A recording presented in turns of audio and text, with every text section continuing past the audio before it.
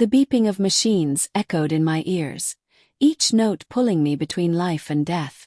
My chest heaved, desperate for the air that barely kept me alive. Then, like a nightmare unfolding, my father's hand reached across and tore the oxygen mask from my face.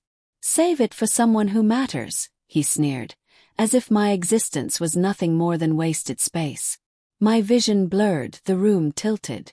And then the sound, sharp, cruel laughter. My mother standing above me, smirking. "Who would ever love trash like you?" she said. Their faces hovered like vultures as monitors screamed around me. For a second I thought I would die. Not from illness, but from the hatred of the two people who were supposed to protect me. But I didn't die. I burned that moment into memory, carved it into my bones. It was the last time they would ever laugh at my pain. Once, I believed love from family was unshakable. That parents shielded you from storms. That blood meant sanctuary. As a child I clung to that illusion.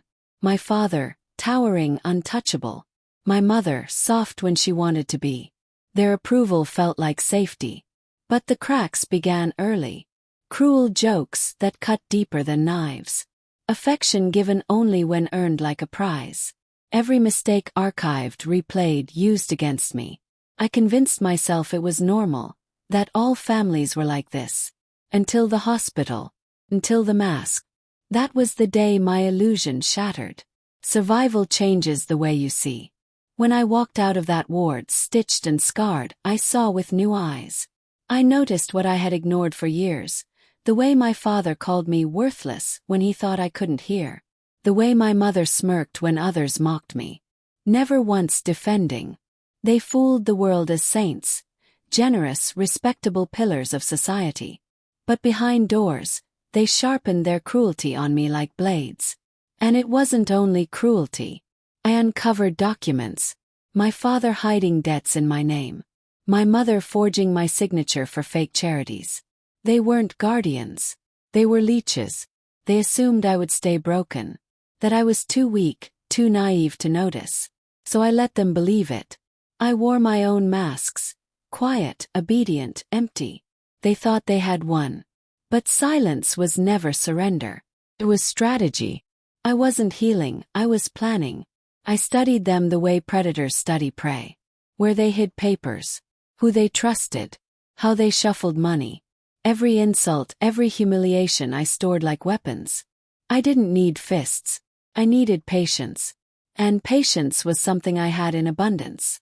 I knew their greatest weakness. Their obsession with image. They worshipped reputation. Crafted perfect masks for the world. They needed to be adored, respected, admired.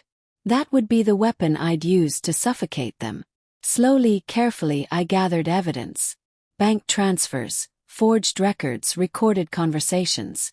Not stolen. Just left unguarded by two people too arrogant to think I was capable of understanding. Brick by brick I built the case. Fraud. Embezzlement. Exploitation. Abuse. Every angle airtight. And then I waited for the perfect stage. Came with their annual charity gala. Their golden night. The chandeliers blazed. The wealthy gathered. Cameras flashed. My parents glowed, working the room with handshakes and polished smiles, the picture of kindness. But when the screens lit up, it wasn't their glossy promo video. It was his voice. My father's. "Save it for someone who matters." Then her laugh followed. "Who would ever love trash like you?" Silence fell. Glasses clinked against tables. Gasps rippled through the crowd. And then proof. File after file projected for all to see. Forged documents. Hidden accounts. Audio mocking the very donors they courted. Their empire collapsed in real time. They screamed at staff to cut the feed, but it was too late. Journalists were already waiting, tipped off. Headlines exploded before they could even react. My father's face drained of color, veins bulging as he staggered, gasping, like a man who suddenly couldn't breathe. My mother crumbled, mascara streaking, begging people to believe her. But the masks they clung to had been ripped away. I stood in the corner, steady, calm, breathing freely. The oxygen mask they once denied me had become my revenge. My father stumbled close, fury shaking through him. I leaned in and whispered just loud enough. You should have saved it for someone who mattered. He froze, crushed by words sharper than knives. Within weeks, everything was gone. Their businesses seized. Assets frozen. Friends vanished. Their names spat out like poison. They were nothing. No empire. No respect. No power. Just shadows of what they once pretended to be. I didn't celebrate with noise or pride.